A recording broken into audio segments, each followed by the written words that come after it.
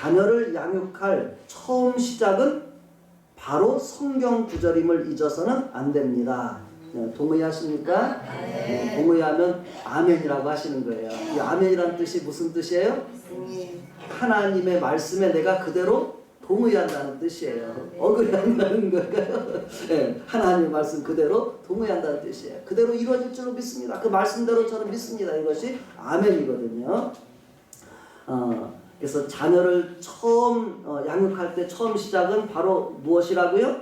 성경 구절이라는 거예요. 우리가 다른 많은 어떤 사람들의 이야기도 있고 전통도 있고 관습도 있고 여러 가지 있지만은 성경 말씀이 우리에게 자녀를 양육하는 데 있어서 가장 기초가 되는 것이고 또 가장 중요한 것임을 우리가 기억하시길 바랍니다.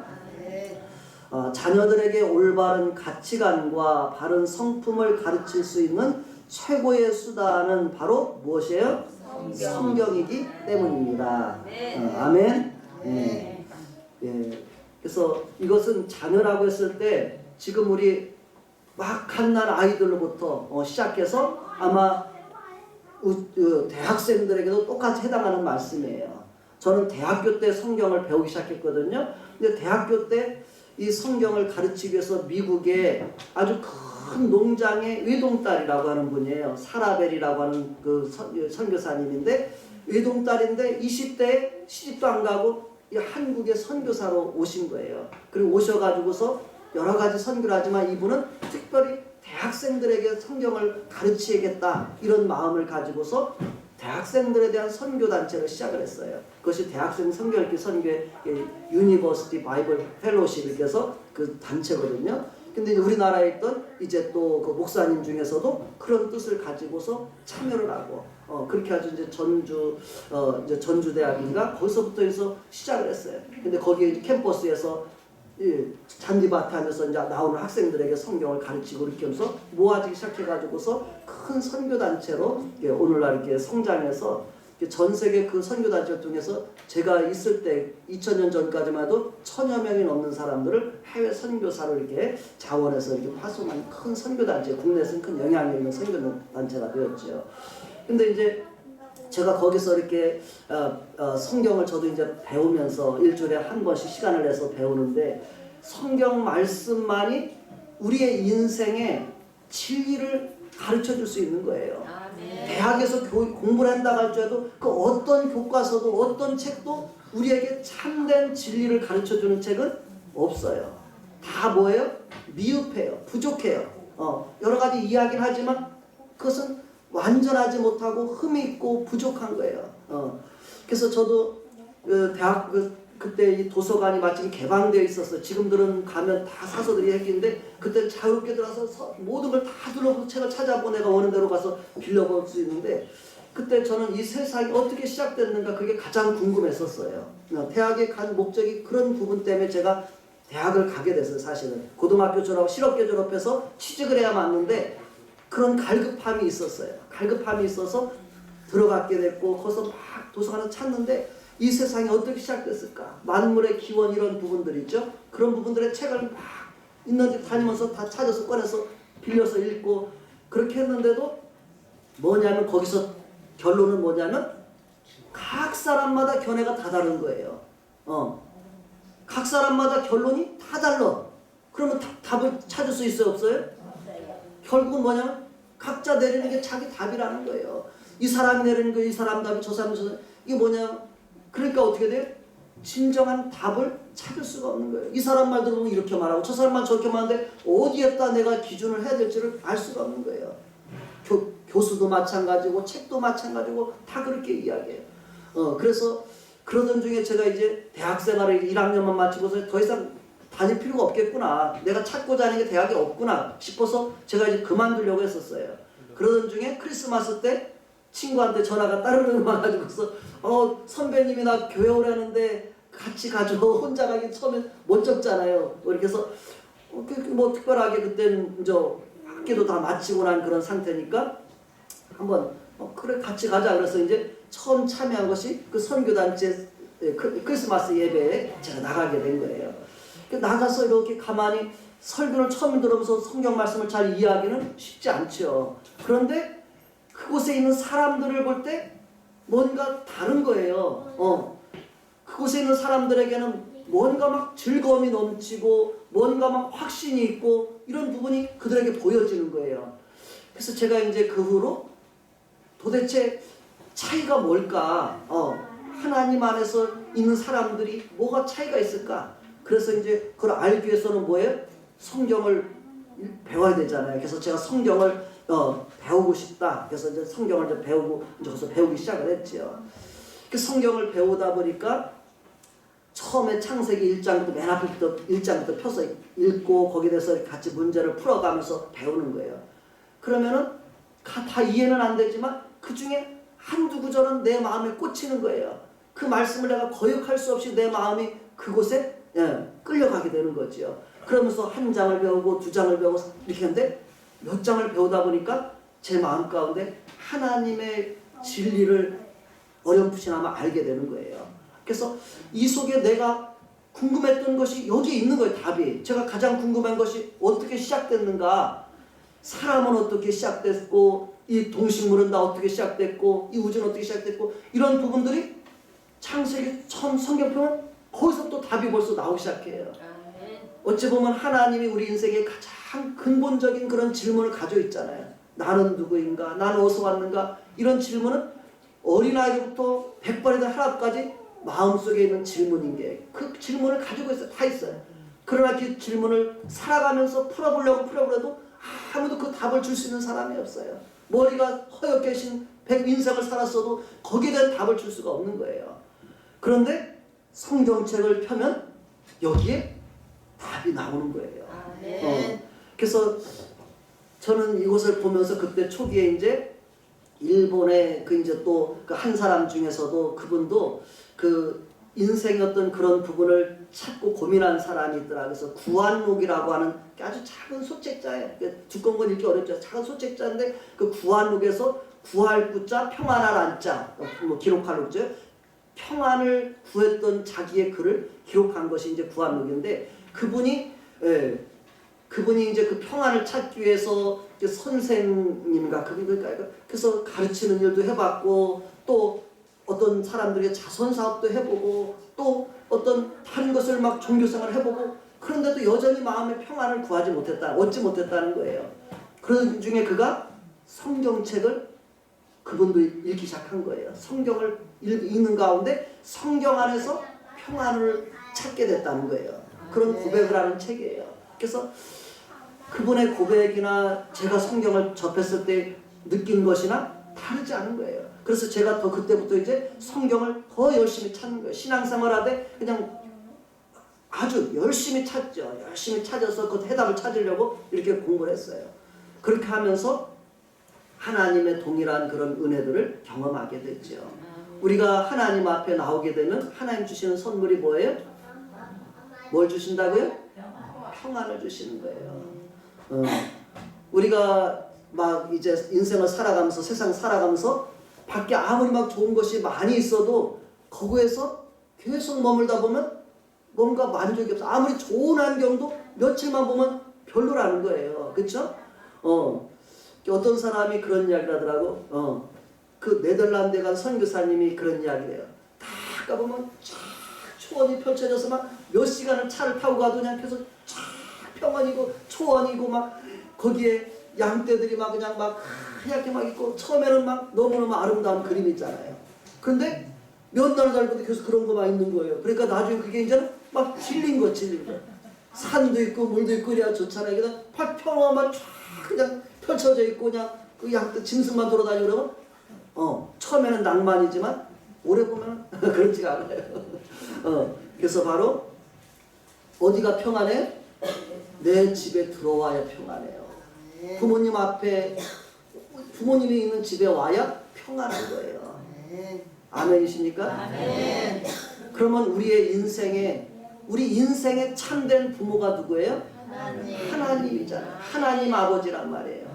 하나님 아버지 앞에 나와야 하나님 아버지 집인 교회에 나와야 평안을 누리는 거예요. 세상에서 우리 막 열심히 일을 해보고 막 열심히 막 일을 해봤는데도 참된 평안을 얻지 못하는 거예요.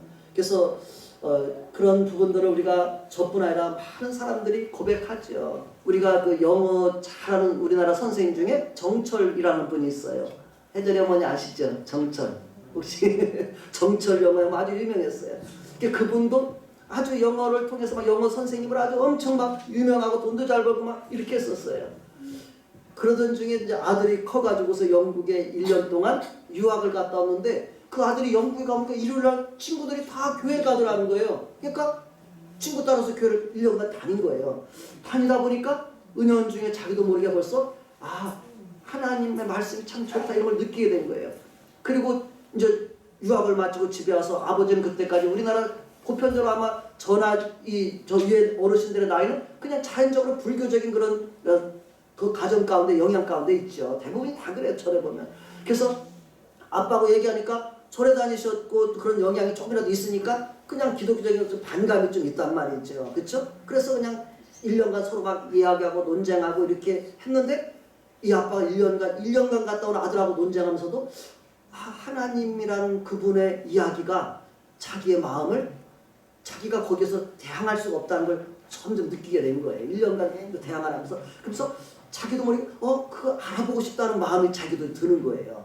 그래가지고 그분이 결국은 아들과 함께 이제 교회를 다니기 시작하고 지금은 이제 영어를 가르치는 선생님을 하지만은 이 영어를 자기 사는데 인생에 사는 목적을 위해서 쓴 게 아니라 이 성경을 영어를 통해서 하나님의 말씀을 하나님을 막 사람들에게 알려주고 싶은 거예요. 영어 성경을 통해서 막 가르치고 이렇게 해서 주일학교 막 이런 하나님을 알려주고 싶은 그런 일을 하고 있는 거예요. 그러면서 그분이 이야기하는 것도 동일하더라고요. 자기가 그렇게 막 많이 돈을 벌고 열심히 했지만 자기 속에 참된 그런 편안함이 없었다. 만족이 없었다. 그런데 이제 지금은 너무너무 만족하고 행복하다는 거예요. 행복한 가운데 한번 살아가고 있다는 그런 간증을 이렇게 한 것을 들었습니다. 우리가 이런 이야기 속에서 보면서 뭐냐면 성경 말씀이 하나님 말씀이 우리 인생의 참된 진리를 우리에게 알려준다는 그런 이야기죠. 그래서 대학 시절에도 가장 중요한 것은 가치관 형성이에요. 젊을 때 우리 초등학교, 중학교, 고등학생도 있겠지만 그 시기에는 가치관 형성을 우리나라 교육제에 대해서는 어려워요. 입시라는 그 목적으로만 그 점수 하나만 노리 거기에만 목적이 있지 인생을 어떻게 바라보고 세상을 어떻게 바라보고 어떻게 살아야 될지 이런 이 세상을 바라보는 살아가는 가치관을 전혀 교육하지 않아요. 그런 교육을 하지를 못해요. 그렇게 해서 와가지고 대학교까지 갔더니 대학교 가면 뭐예요? 참된 인생의 진리를 가르치는 게 아니라 거기서도 여전히 지금은 이제 취직 걱정 때문에 1학년 때부터 막 머리를 싸매고 취직하는 것밖에 가르치는 게 없어요. 대학교라는 것이 인생의 참된 진리를 가르쳐서 세상의 지도자들을 세우는 것이 대학의 시작이에요. 대학의 유래를 저도 보면 대학의 유래는 대학교를 나오면 그 사람들은 그 마을의 지도자들이 되었어요. 교회의 지도자들이 되어서 설교를 할 수가 있었어요. 유럽의 역사를 보면 그렇게 돼요. 미국도 마찬가지고 유럽도 마찬가지예요. 근데 대학교 졸업한 사람 갖다 여기다 세워놓으면 인생에 대해서 가르쳐줄 거 설교할 수 있을까요? 자기도 못 찾았는데 뭘 할 수 있겠어요. 그래서 하나님 말씀을 교육할 때만이 참된 진리를 우리가 나도 찾고 다른 사람에게 이야기해 줄 수 있는 거예요. 그래서 하버드 대학도 똑같아요. 거기 시작이 신학이에요. 신학.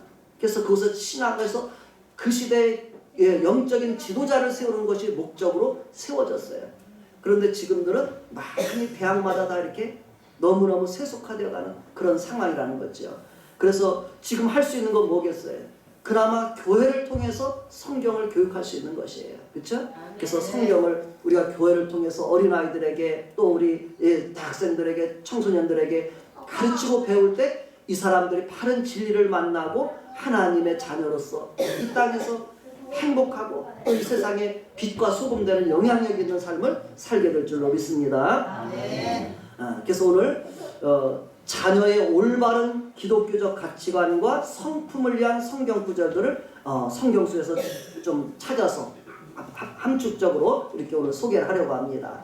그래서 자 오늘 첫 번째로 우리가 자녀에 대해서 성경은 뭐라고 말하고 있는지 그 부분에 대해서 우리가 많은 부분이 있겠지만 조금 더 우리가 찾아서 부분 좀 보도록 합니다. 첫 번째 1번 같이 한번 읽어보겠습니다.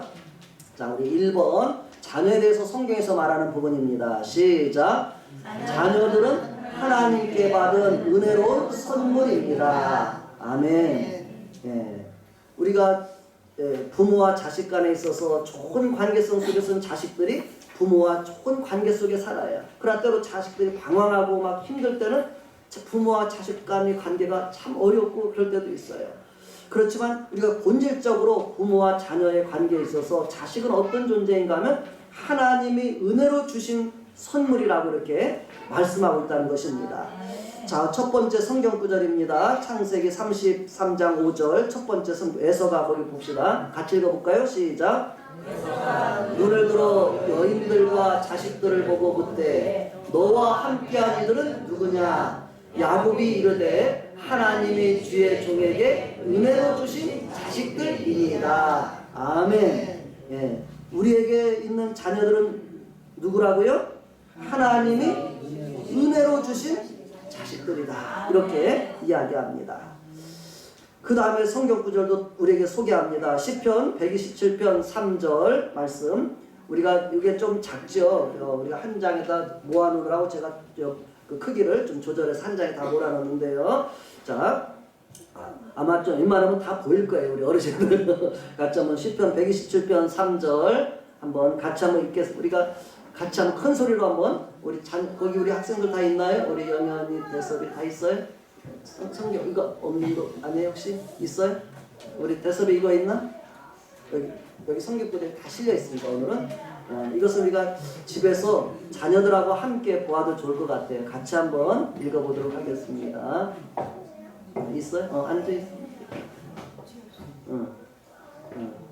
자, 시편 127편 3절 같이 읽겠습니다. 3절 시작. 자식은 여호와의 주신 기업이요 태의 열매는 그의 상급이로다. 아멘. 네, 우리 읽고 나서는 큰 소리로 아멘 하시기 바랍니다. 다시 한번 3절 시작. 자식들은 여호와의 주신 기업이요 태의 열매는 그의 상급이로다. 아멘. 네, 자식이 하나님이 주신 기업이라는 거예요. 그 말씀 잘 묵상하면 엄청 은혜가 되고 힘이 돼요. 자식이 우리의 집안의 기업이라는 거예요. 우리 사업체라는 거예요. 자식이. 자식 잘 키우면 어떻게 돼요? 그 가정이 번성하는 거예요. 그래서 우리가 다 어느 나라나 막론하고 자녀 교육에 다 집중해요. 그런데 제가 요즘에 유튜브를 통해서 계속 이스라엘의 자녀 교육을 많이 지금 보고 있어요.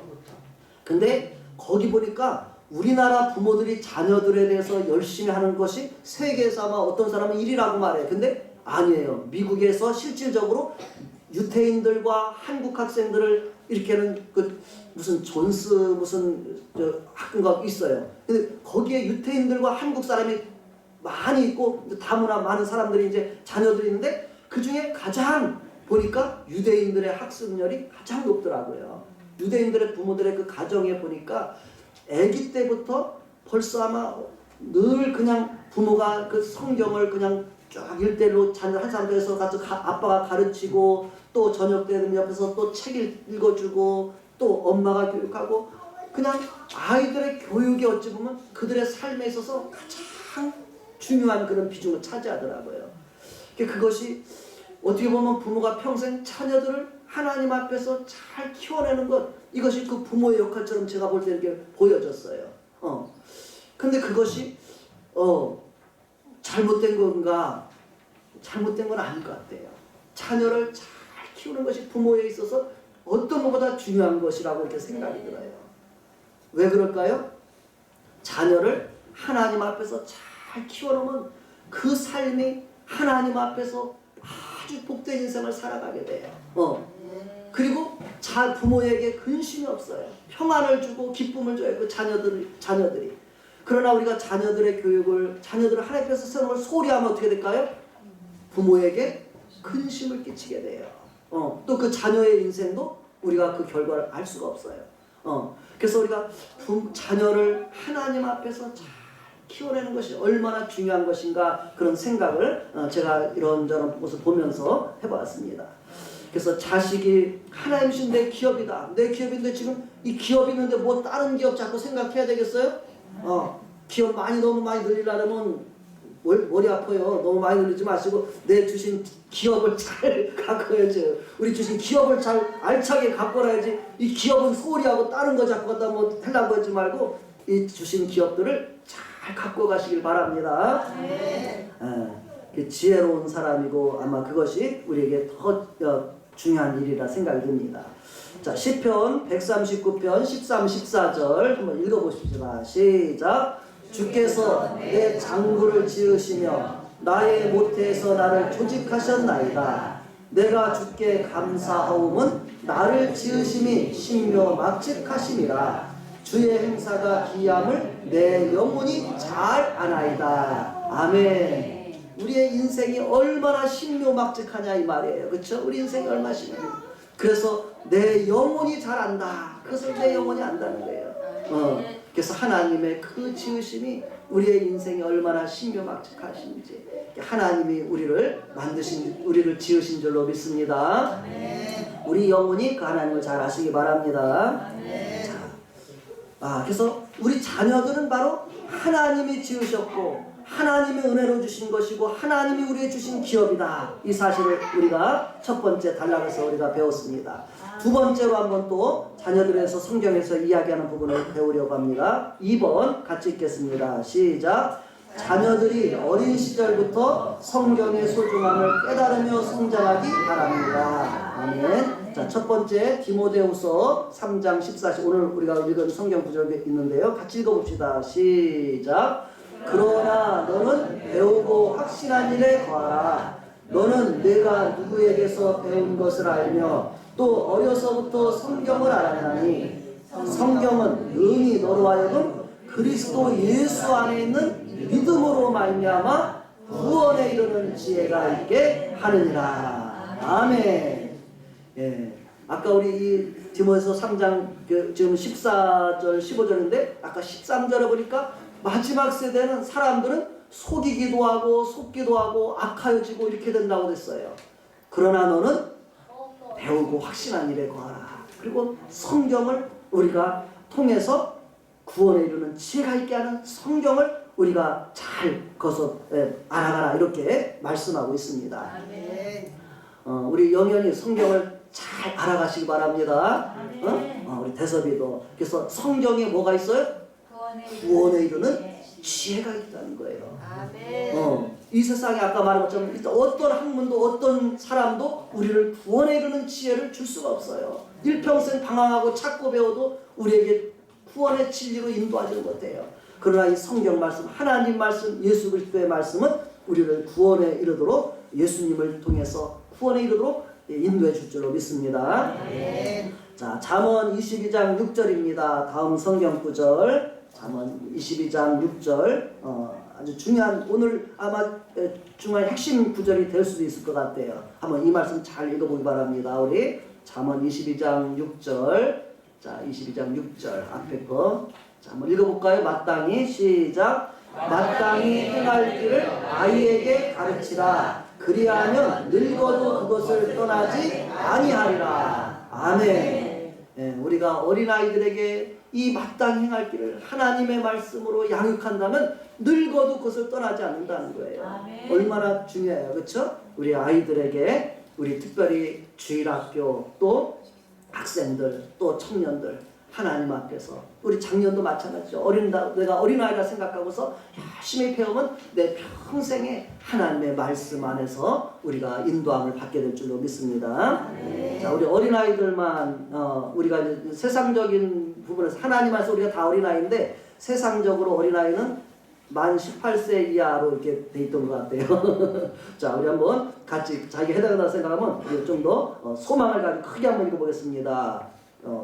우리 요한이도 자 6절 큰 소리로 같이 우리 됐습니까? 시작. 마땅히 행할 길을 아이에게 가르치라. 아멘. 비오는 소리가 여기서도 나오고 저기서 나니까 너무 좋으네요. 그렇죠? 막 그냥 힘이 납니다. 우리 아이들이 우리 교회에 가득하기를 축복합니다. 자, 그 다음에 이제 세 번째 단락으로 갑시다. 자녀들은 시작. 자녀들은 그들을 사랑하시는 하나님께 감사하며 존경해야 합니다. 하나님이 우리를 사랑하신대요. 그 하나님께 감사하고 하나님 존경인데 그 성경 구절 한번 보세요. 아주 너무너무 신비하고 재미있어요. 마태복음 18장 10절 삼가 같이 읽어볼까요? 우리 다 같이 시작. 삼가 이 소자 중에 하나도 업신여기지 말라. 너희에게 말하노니 저희 천사들이 하늘에 계신 내 아버지의 얼굴을 항상 배우느니라. 아멘. 우리 저하나 신기해요. 봐요. 우리 가은이도 삼가이 소자 중에 우리 가장 작은 자라도 여기 가장 온유가 작은가요? 작은 자라도 업신여기지 말래요. 왜 그래요? 너희에게 말하는 누가 있어요? 저희 천사들이 있다는 거예요. 온유 천사가 있고 요한이 천사가 있고 가은이 천사가 있고 재한이 천사가 있고 우리 모든 사람들 마찬가지. 우리 어른들 말할 것도 없고 그렇죠? 우리가 이 세상에 태어나자마자 누가 우리에게 붙어요? 하나님의 천사들이 우리에게 다 주어지는 거예요. 하나님이 우리를 이 세상 사는 동안 너 잘 돌보라고 하나님이 우리에게 천사를 붙여주는 거예요.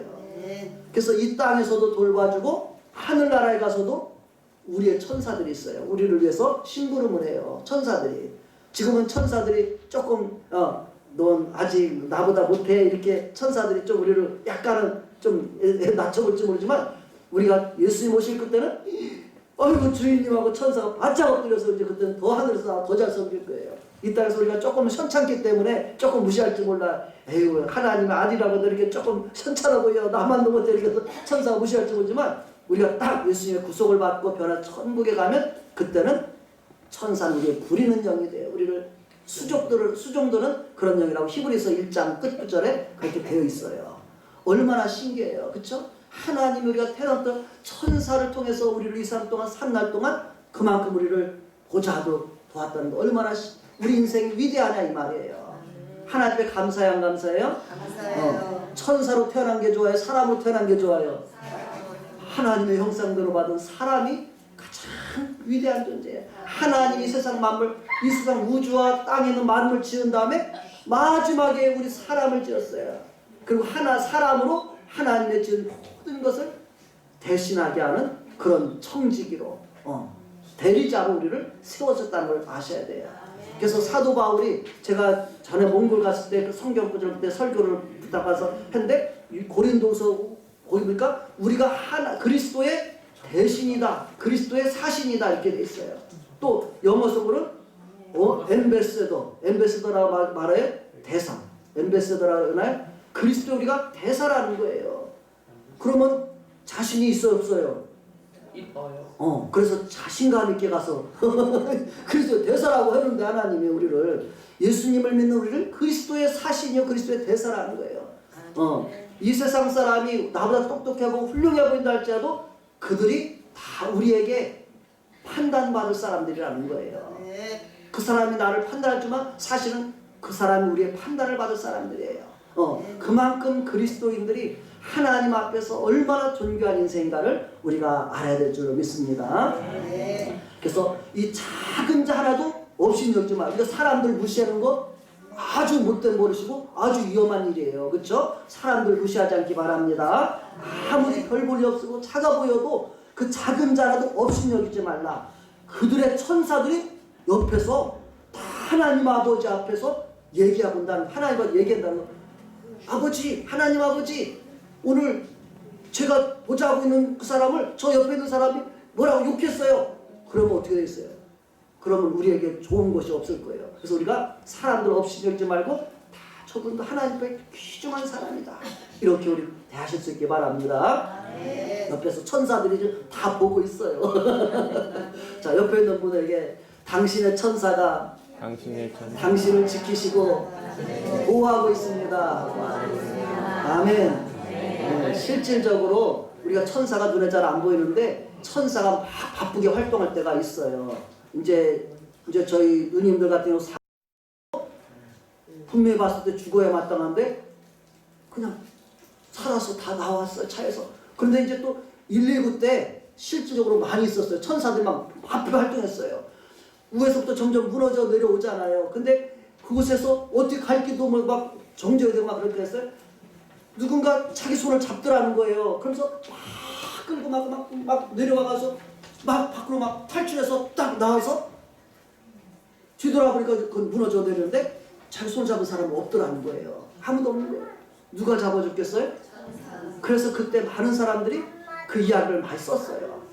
나를 손을 잡고 막 끌어냈다는 거예요. 그 천사들이 막 부지런히 활동을 한 거예요. 천사가 우리 눈에 보통은 안 보여요. 영적인 존재이기 때문에. 하나님도 영적인 존재가 안 보여요. 근데 천사가 있어요, 없어요? 하나님이 영이시지만 계시 안 계셔요? 우리가 그래서 하나님을 알게 되는 거예요. 천사도 보이지 않지만 하나님 어떤 때는 보게도 하셔요. 하나님도 보게 하셔요. 꿈으로도 보게 하고 다양한 모습으로 보게 해요. 구약 성경에 엘리야가 모세가 보면은 어떻게 했어요?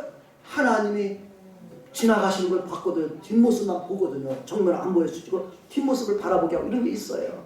그래서 우리는 내가 없다고 해서 나 못 봤다고 없다고 하지 말고 하나님이 뭐 아무나 보내주시는 건 아니잖아요. 특별한 경우에 우리에게 그걸 증거하시기 위해서 보여주신 거예요. 그래서 우리는 하나님이 그런 분이시구나. 하나님이 나에게 다 천사를 정말 이렇게 옆에서 수종하게 했구나. 그렇게 그래서 어떻게 했냐면 제목을 지었어요.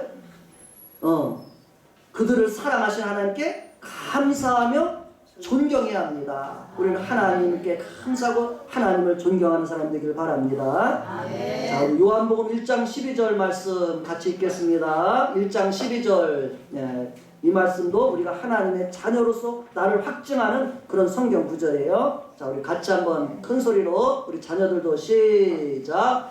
영접하는 자, 곧 그 이름을 믿는 자들에게는 하나님의 자녀가 되는 권세를 주셨으니. 아멘. 예수님을 영접하는 자는, 예수님을 믿는 사람들은 무슨 권세 주신다고요? 우리 대섭이 예수님을 믿었어요? 영접했어요? 예수님 영접할 거예요? 아니면 예수님 저리 가요? 아니면 예수님 제 안에 오세요? 이렇게 할 거예요?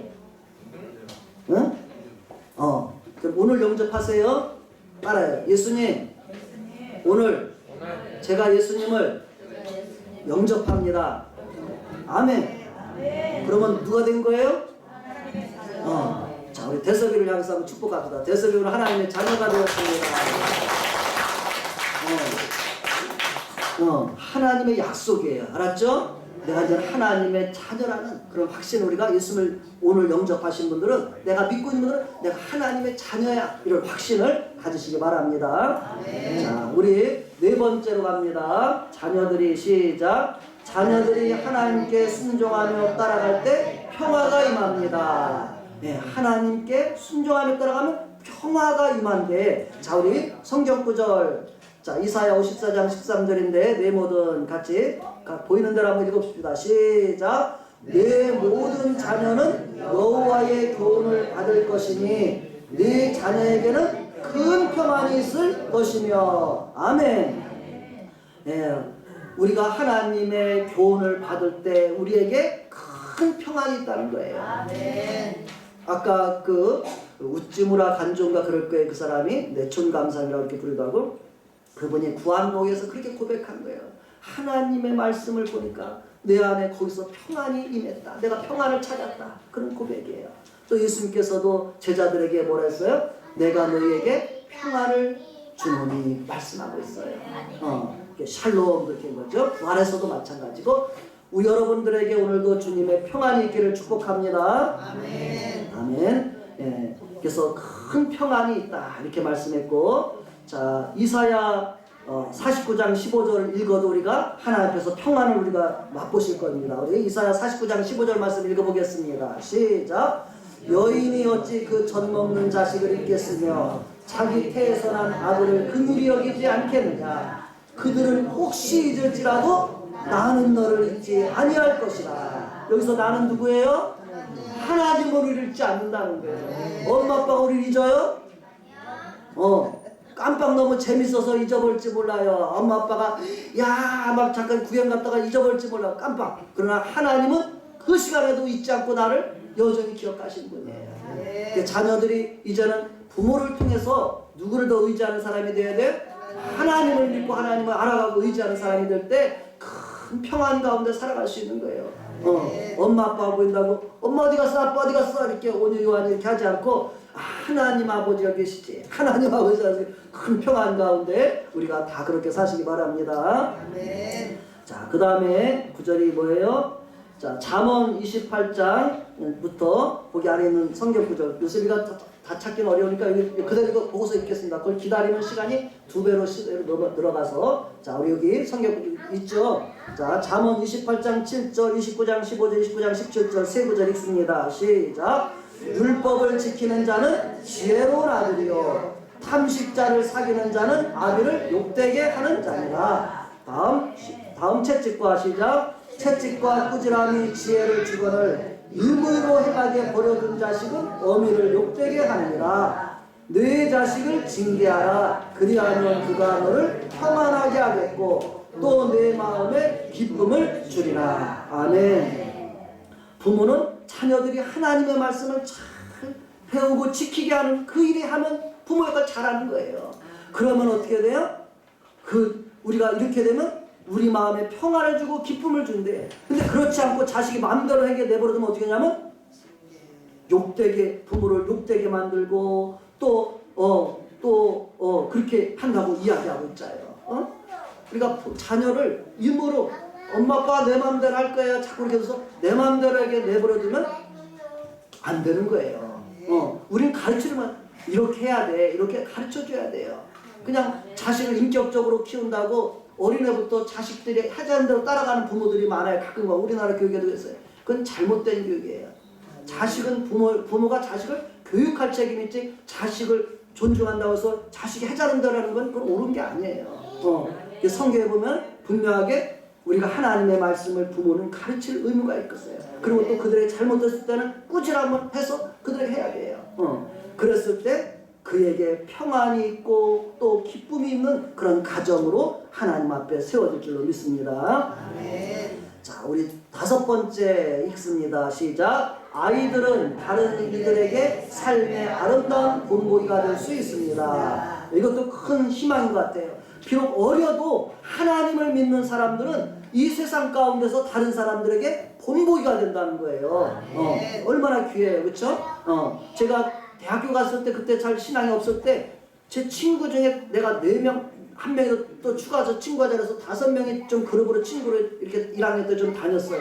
그런데 그 친구 중에 4명 중에 하나가 내 눈에 조금 달라 보였어요. 그 친구가 달라 보이는 거 다른 친구하고 그래서 좀 사귀다 보니까 그 친구가 고등학교 때까지 교회에서 자라면서 교회에서 자란 친구더라고요. 고등학교 때까지 이제 학생부 회장까지 되고 그런 친구예요. 대학교 와서 조금 방황을 했어요. 그런데도 불구하고 그 친구가 달라 보였어요, 제게. 그래서 이 말씀하고도 일맥상통하죠. 뭔가 다른 점이 있는 거예요. 사람들에게 뭔가 제가 그 친구 때문에 감사한 마음이 많아요. 그 친구가 대학교 때문에 제가 신앙을 갖는데 계속 영향을 좀 줬거든요. 근데 그 친구가 방황을 했어요. 근데 그 후에는 내 믿음이 커져서 그 친구를 제가 기도해주고 붙잡아줬어요. 지금은 대학생 졸업한 친구에 딱 두 사람만 제가 소통을 하고 지내요. 그 친구만 연락을 갖고 물론 밴드 다 있지만은 가장 가까이서 해요. 그래서 그 친구도 저를 귀하게 여기고 저도 그 친구를 귀하게 여깁니다. 그 친구가 문자를 보면 나에게 친구 목사님이 있어서 난 너무 좋다고 이런 식으로 그 친구를 그렇게 표현할 정도로 친구 목사님이라고 이렇게 꼭 그렇게 이야기를 하면서 표현을 해요. 그래서 이렇게 우리가 하나님을 믿는 사람들이 뭔가 세상 사람과 다르다는 거예요. 사람 세상의 본이 된다는 거예요. 그래서 오늘 여기서도 그런 말을 하고 있거든요. 자, 한번 첫 번째 디모데전서 4장 12절 9절 누구든지 시작 5번 아래 누구든지 내 연수함을 업신여기지 못하게 하고 오직 말과 행실과 사랑과 믿음과 정절에 있어서 믿는 자에게 본이 되어 아멘. 우리는 세상에서 본다는 건 말할 것도 없지만 예수 믿는 믿음 안에서도 좋은 본이 되는 그런 사람이 되길 바랍니다. 우리 현진이가 또 영현이가 대섭이가 우리 우림이, 부림이, 우리 가은이 또 재환이 얼마나 좋은 믿음의 본이 돼요. 우리 재환이 가은이 보면 참 듬직해 보여요. 그쵸? 좀 까불까불하지만 그래도 듬직해요. 믿음 안에서 크는 모습 보면 듬직해요. 다른 애들하고 달라요. 확실히 나가보면 전혀 교회 안 나오는 친구하고는 확 달라요. 달라 보여요. 요한이 옵니다. 그래서 우리 믿는 어른들과 마찬가지로 세상 가운데서 우리는 믿음의 좋은 본이 되는 사람들에게 저 사람이 왜 다르지? 아, 교회 다니나 봐. 아, 교회 다니 달라지나 봐. 이렇게 우리가 본이 될 수 있기를 축복합니다. 자, 요한일서 2장 18절 5번의 두 번째 성경 구절 시작. 자녀들아 이제 그 안에 거하라. 이는 주께서 나타나신 바 되면 그가 강림하실 때 우리로 담대함으로도 그 앞에서 부끄럽지 않게 하려 함이라. 아멘. 이 말씀도 우리가 오늘날 새게 될 말씀이에요. 마지막 때잖아요. 지금 이제 주님이 강림이 가깝잖아요. 그렇죠? 예수님 다시 오심을 가깝대. 우리가 예수님 안에 거하면 어떻게 된다고요? 우리는 담대함을 얻어서 그 앞에 부끄럽지 않게 된다는 거예요. 예수님이 오늘 저녁 때 오신다라면 우리가 예수님 안에 있으면 부끄럽지 않아요. 두렵지도 않아. 나 예수님 믿었어. 나 예수님 내 안에 영접했어. 두렵지 않아요. 담대할 수 있어요. 근데 예수님이 오늘 저녁에 오신다면 예수님이 없는 사람들은 어떻게 돼요? 아, 어떻게 되지? 오늘 세상 끝났는데 어떻게 돼요? 막 두려운 거예요. 마지막 때 되면 이런 일들이 이제 점점 세상에 나타날 거예요. 징조가. 사람들이 두려운 거예요. 어떻게 될지 막 방황하는 거예요. 그런데 또 어떻게 돼요? 주님이 없으면 우리는 죄 가운데 드러나기 때문에 하나님 영원한 수치를 당하는 거예요. 영원한 수치가 지옥이거든요. 우리가 감옥, 우리 주변에 있는 사람이 친구가 감옥 가면 그 사람 자랑스러워요? 부끄러워요? 뭔 잘못을 했대요? 부끄러운 거예요. 영원한 지옥에 저는 뭔 죄를 그 맞아서 지옥에 떨어졌대요? 얼마나 부끄럽겠어요. 우리가 그렇게 생각해야 돼요. 하나님 앞에서 우리가 예수님을 모시고 살면 예수님이 십자가에서 다 죄를 용서했기 때문에 죄가 하나도 없게 됐기 때문에 우리가 부끄럽지 않고 하나님 나라에 당당히 들어갈 수 있는 거예요. 아멘. 예수님의 공로로. 아멘. 따라서 나는 죄인이지만 예수님이 나를 위해 십자가에서 내 죄를 다 용서했기 때문에 나는 하나님 나라에 당당히 갈 수 있다. 그 예수님을 제가 믿습니다. 아멘. 이것이 복음이에요. 그래서 좀 다른 거 사실은 없죠. 그래서 우리가 예수님을 왜 믿으라고 하는가? 이 세상이 그냥 흘러가는 게 아니라 이 날이 다가오고 있다는 거예요. 주님의 날이 다가오고 있다는 거예요. 그 날에 담대하고 부끄럽지 않게 되리라 말씀하고 있습니다. 다 그렇게 되시기를 예수님을 축복합니다. 자, 요한이서 4절 말씀 5번의 마지막 구절 시작. 너의 자녀들 중에 우리가 아버지께 받은 계명대로 진리를 행하는 자를 내가 보니 심히 기쁘도다. 아멘. 하나님 아버지도 하나님의 종들도 진리 가운데서 살아가는 주의 백성들 볼 때 가장 기쁨이 되는 줄로 믿습니다. 저에게 조금이라도 기쁨이 된다면, 바로 기쁨을 줄 수 있다면, 하나님 말씀대로 살아간다면 그것이 가장 큰 기쁨이 될 줄로 믿습니다. 자, 6번째로 갑니다. 조금 속도를 내서 6번째로 가겠습니다. 6번째 시작. 기독교인들은 세대와 세대를 거쳐 하나님의 말씀을 계승시켜 가야 합니다. 왜 하나님 말씀을 계승해야 될까? 자, 같이 한번 읽어보겠습니다. 첫 번째 성경 구절 시작. 오늘 내가 네게 명하는 이 말씀을 너는 마음에 새기고 네 자녀에게 부지런히 가르치며 집에 앉았을 때든지 길을 갈 때든지 누웠을 때든지 일어날 때든지 이 말씀을 강론할 것이며. 아멘. 이렇게 가장 잘하는 사람이 유대인들이에요. 유대인들은 지금도 이렇게 자녀들에게 하나님 말씀을 그렇게 열심히 가르치는 모습을 봤어요. 우리 부모들 자녀들에게 하나님 말씀을 열심히 가르치십니까? 세상에서 세상 공부 잘 되라고 우리가 열심을 내는 건 우리 한국 부모들이 1등일 줄 몰라요. 그러나 진리를 위해서 하나님 앞에서 살아가도록 하는 것은 이 말씀대로 지금도 가르치고 있는 유대인들은 지금도 하고 있어요. 우리가 좀 반성하시기 바랍니다. 우리가 하나님 앞에 복된 나라, 복된 민족이 되려면 이 말씀대로 자녀들에게 하나님 말씀을 누울 때도 길을 갈 때도 항상 자녀들이 가르쳐야 돼요. 온유가 말하면 그래, 하나님이 이렇게 말씀하셨어, 이렇게 우리 자녀들에게 하나님 이렇게 살았어. 우리 자녀 계속해서 해야 돼요. 그러면 부모들이 어떻게 될까요? 부모들이 바빠야 되더라고요.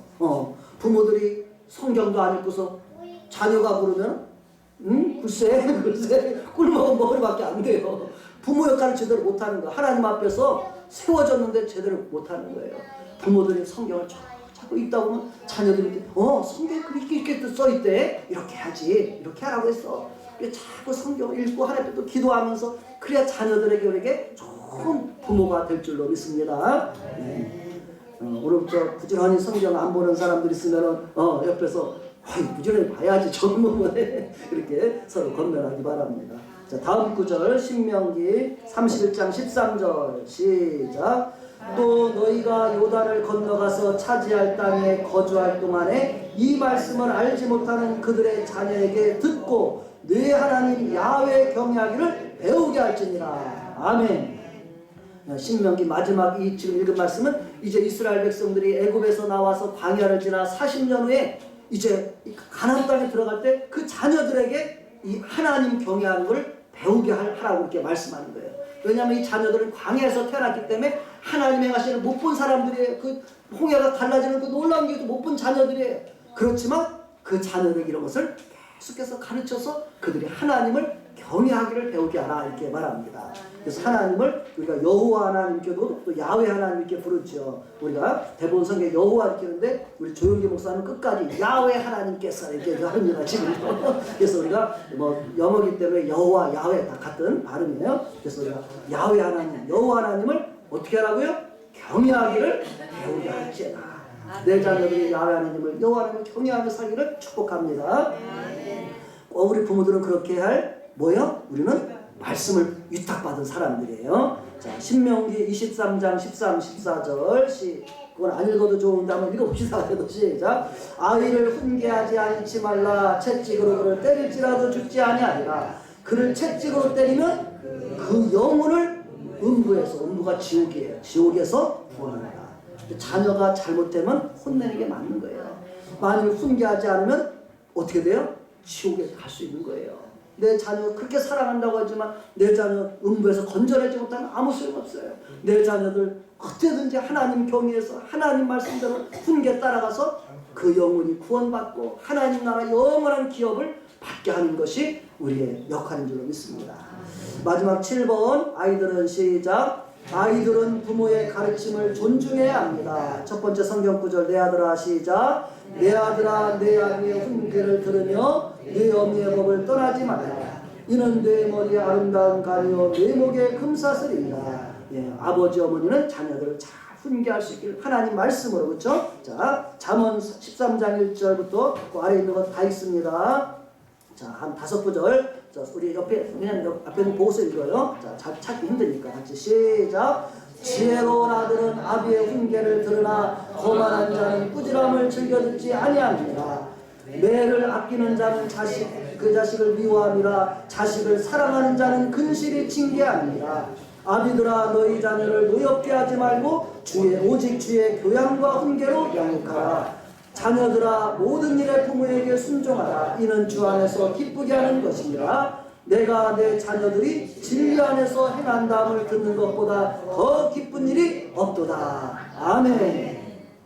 우리 자녀들은 내 엄마 아빠가 하나님 안에 있는 하나님의 말씀으로 나를 양육해 주는 것을 감사할 수 있기를 바랍니다. 또 아직 그렇지 못하면 이제 어떻게 해야 돼요?